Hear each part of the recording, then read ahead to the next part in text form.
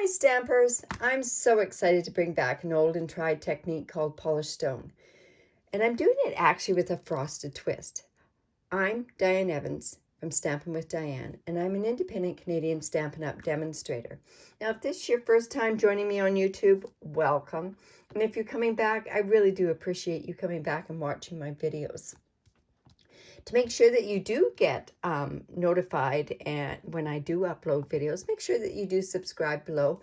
And there is a bell actually down below, and that gives you notification when I've gone not live, but when I've posted my videos onto the YouTube channel. Now, this challenge, and this is the card that we're going to be doing today, I put out a challenge actually to my team members, and one of them took up the challenge to show us how to do this polished stone technique.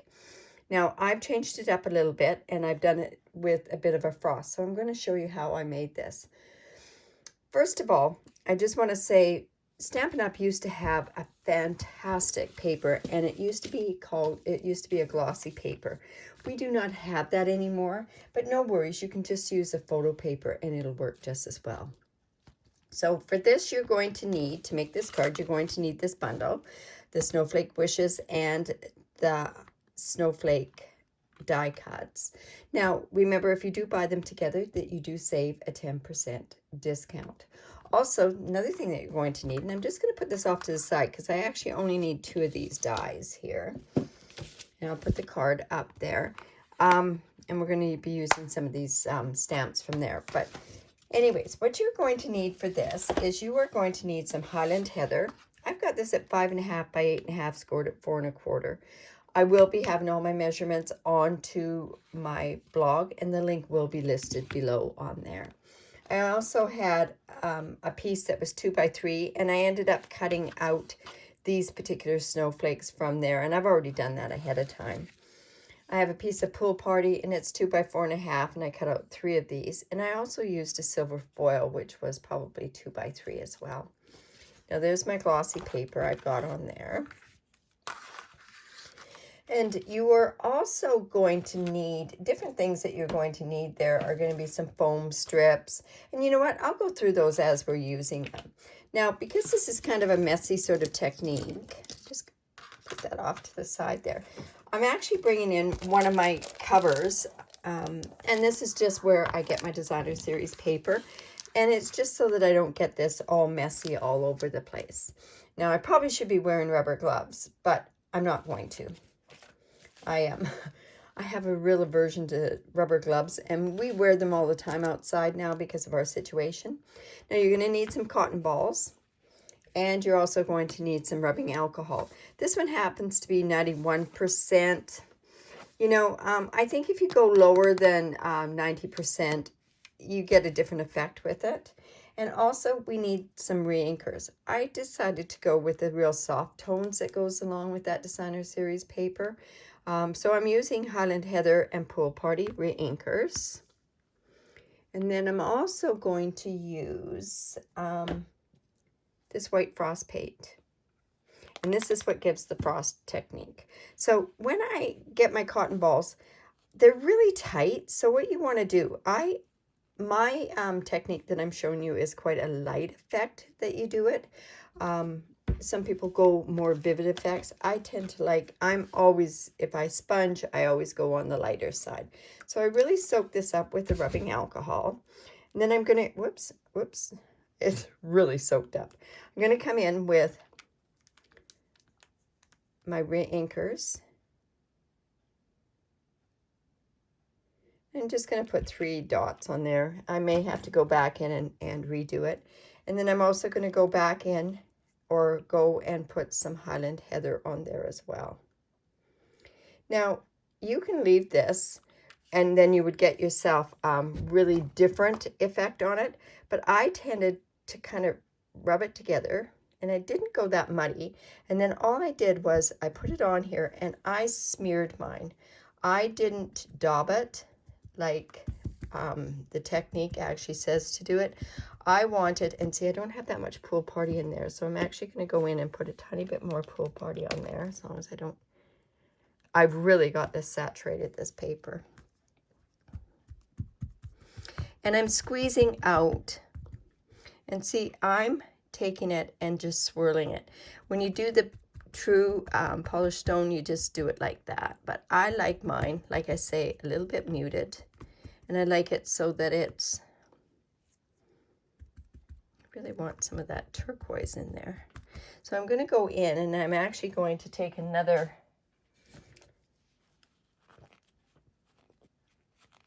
cotton ball, and remember to loosen it up, because the tighter it is, the more it gives a different look to it. And like I say, I'm just going to rub that a little bit. I just want some of that. And see, with it being like that, yeah, we got a bit. Now I'll probably use this part down at the bottom more. So now that gives the polished stone look. And once it starts drying, it starts to go into pooling. I like to kind of just drop a bit there. So I kind of want that to kind of dry a little bit, but no worries. I'm gonna put that lid back on that stuff. And then what we're going to do is we are going to then, the way I get this frosted look is I just take regular saran wrap, cling wrap, or anything like that, and I just sprinkle it up. And I take some of this. You want to make sure that you do shake it up. There's a little ball in there that really helps with the mechanism. And I just put some on my saran wrap. Might have a little bit too much on there. And then I just go in and I just dab. This was a technique that, I think we added it to something. I can't remember how I even went to do that. Now I'm going to do the whole sheet because I want to make sure this stuff really does stay on your hands too. So, but I want to have that polished look on there. I think I need just a bit more on there. Now remember, you want to just crinkle it up a bit too as well. That just gives a different kind of a look to it, that's all. And it also extends the use of what you can do with this frosted paint, right? So I'm happy with that. And I am going to get rid of that. And I do have it all over my hands. It is rather hard to get off. I think probably I could go in with my cotton ball and take it off with it. So now I can just remove this backing there and put that there.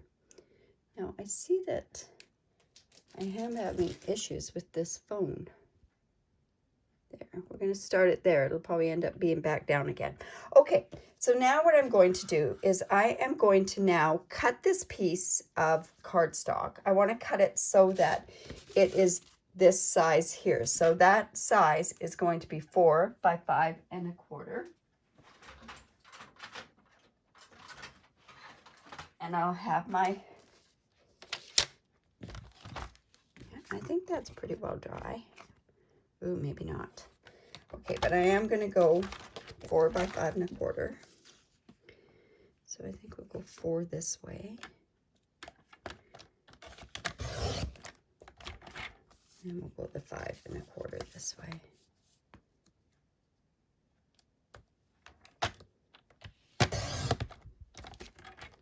There we go.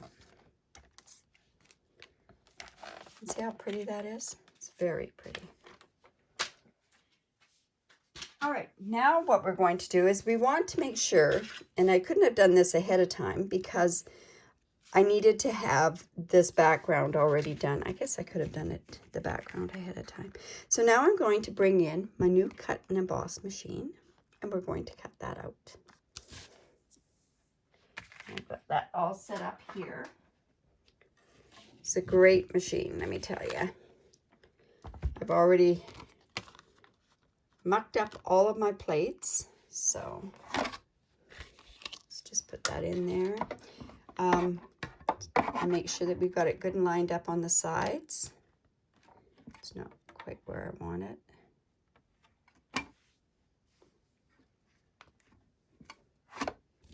Let's just move that up a little bit. Oops.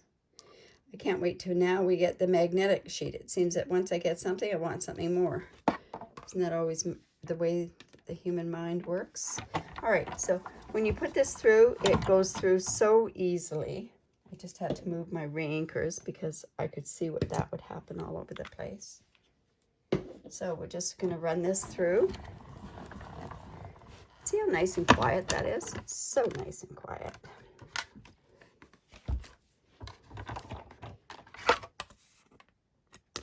Take that off.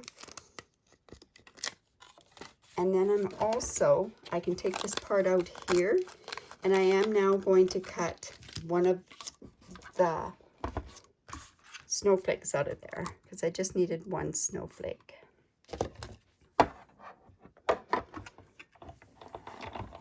Sure it's lined up, and then it just quickly runs through. It's there we go. And then we'll just move this out of the way. Now I'm just going to leave it unfolded. Normally I would just fold it up. There we have our part there. And it really cuts really, really nice there. Let's just get this out.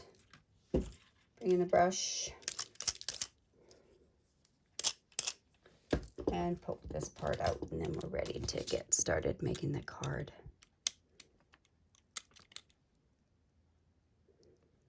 There we go. Isn't that pretty? Yeah. All right. So our card, like I said, is 5.5 by 8.5, scored at 4 1/4. You want to go in, make sure that we use our bone folder and get it good, a nice good crease. This is a horizontal or a landscape card.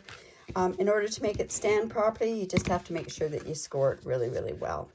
Now this is going to go on here like this, but because we're making a shaker card, we need to bring in a window sheet. I forgot my window sheets. And I'm just going to cut or put that behind here, and then I'm going to trim it off afterwards. Now, let's see. We'll quickly cut that the window sheet. And I want it less than the actual width of the front of the card. So we know that it was 4. So we're actually going to go to, say, just less than 4, and it's 5 1/4, so we're going to go just a tiny bit more than 5, which is less than the 5 1/4. So we've got this. Now you probably wondered why I cut that on screen. I find if I cut my window sheet, I cannot find it on my table after it's done. So now what I want to do is I want to go in with my Stampin' Seal, and I want to make sure that I have this all done so that I can put it on my window sheet. Now, and I'm going to put it on this way so that I can see. And if there's any excess, you're just going to trim that off. But I think I did it. Yep, that's good. So now we've got the window sheet, and now we can start building up for the shaker card. Now, I have the choice where I could decorate this now or decorate it after. I've chosen to decorate it after. Now, we have these foam strips, these adhesive foam strips. So what I want to do is I want to bring those very, very close to here, because I want the shakers to actually where they'll show up. On this particular card, what happened was I put it quite a bit, my strip is right down here. So although I did put lots of the sequins in there, they don't show up as well. So I want this one to show up a lot better. Now I'm going to also take this over like this. This part here on the front is going to be covered up with the snowflakes, so you're not going to see that I put these foam adhesives here. And I'll just put this one right here. And then we'll just bring in another one. These are great for shaker cards. They're great also if you've got long strips that you have to put onto a card. It just saves, well, there's straight edges and everything else, so it works really good. All right, so let's do that. Now, I knew this was going to be a longer video because of the technique that's involved, and I do apologize for that. But, you know what? You want to learn how to do it, you might as well learn how to do it the right way, right? All right, so I think that's got it straight. There we go. All right, so now what I want to do is I'm going to go in and we've got to de-static this. So I'm using a retired product, which is the Embossing Buddy. You could use in here, you could use a dryer sheet. You could do that. Now, what I'm going to do is, I know that this is going right about here. Oops, I see I should trim this part off. See, there's just a little bit there. I'm going to trim off that window sheet there. There we go. All right, and I'm also going to put this thing on here. Now, I have the sequins. The sequins come like this, and they're very, very staticky. So, see, this is my first one here. So I'm going to put my card down, and I'm going to put this right in the middle. I'm hoping, is that going to be enough, do you think? I think in order to be safe, I'm going to go in and put a few more. Oh, you know what I forgot to do? I have to go and put that back into here because I want something to show underneath. I want to do some stamping underneath. So I'm going to put a sentiment underneath, and the sentiment that I chose was the our friendship, no, may your seasons sparkle. And I'm going to do that with Gorgeous Grape. And we want to make sure that I get that. That's about, sure hope it's right about there. There we go.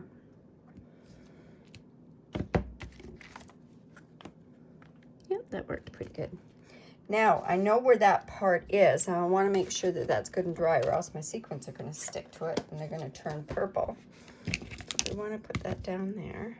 I'm just holding this down, putting that static, anti-static again, and I am going to put some of these sequins on here.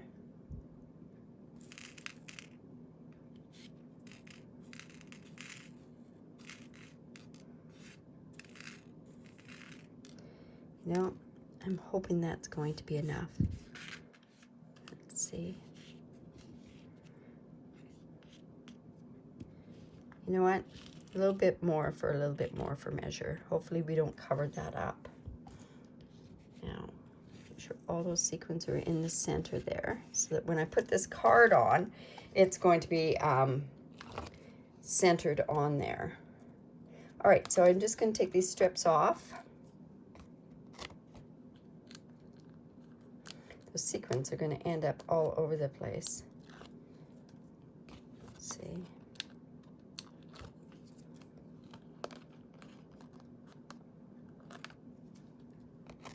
Okay, so now, see what I mean by the sequins all over the place. I'm hoping. Now, you know, I really want to make sure there's lots there. It's a big window, so now, as soon as I go put this down close, what's going to happen is this is going to jump up at the window sheet. It will definitely jump up. So I want to make sure that I've got it where I want it to go. And we're going to put it down at one end and then down at the other end. There we go. All right. Oh, that's good. That's a lot. I like that amount. That amount is really, really nice there. Okay, so now what I want to do is I just want to go and put my snowflakes on there. Now I've gone ahead and I've cut these snowflakes out. I am going to use liquid glue on here. I find it's one of the better adhesives to get put onto this polished stone because it has that bit of alcohol on there. So I'm just going to put that up there and see how I've covered up that where you won't see any of those strips. I'm coming in with this one, the one that I cut out of the polished stone piece. And let's off-center that off a little bit. There. And then I'm going to go in with one of the purple ones, this one here. Or I guess this is the Highland Heather. And we're just going to put that like so. And we'll go ahead and do that with all the other ones.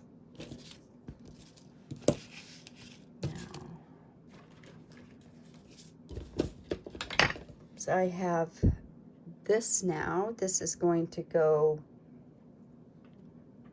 ooh, I put it upside down the opposite way. Well, that's okay. We're going to do, I think I'll do this one here then.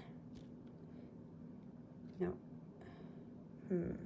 Should have actually put this over here. I wonder if I can get that off. There we go. We're going to put this one there because it's the bigger one. Now I'm going to put this one up here, I believe. Let's put this here. Oh well, there's nothing wrong with having two different cards different, that's for sure, right? So let's put that about there. We're going to come in with a bit of the pool party one. Put that right about there. And then I have I had it. We'll go ahead and we'll start putting this one together as well. So we're going to put the Highland Heather first. Let's put the pool party on there. Aren't these colors just gorgeous together? Off center that from there. And then we'll put the silver on there.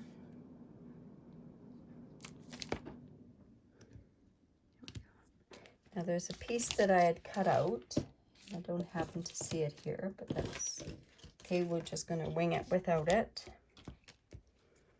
And I think what I could do is I could put the silver up there. So that's what I'm going to do.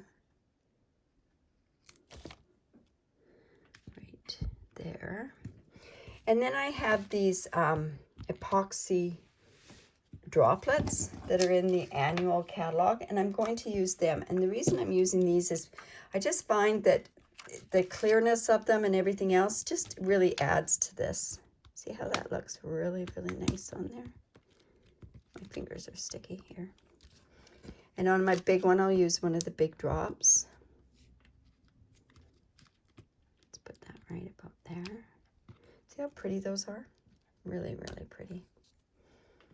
Okay, so there we have our shaker card, and that's got lots of shaking in it. That's really nice. I like it like that. I like it better with more than less, that's for sure. Now I hope you liked that card. If you did, give me the thumbs up. Make a comment down below. If you have any questions at all, don't hesitate to ask those questions. Also, if you would subscribe to my YouTube channel, I'd really appreciate that. Also, if you do live in Canada, I would love to be your demonstrator. I do give away tutorials that are valued at $20, and I give those away monthly for any online order, and it doesn't matter the size of the online order. If you do use this host code, that will be sent to you by the end of the month, or at the end of the month I do that.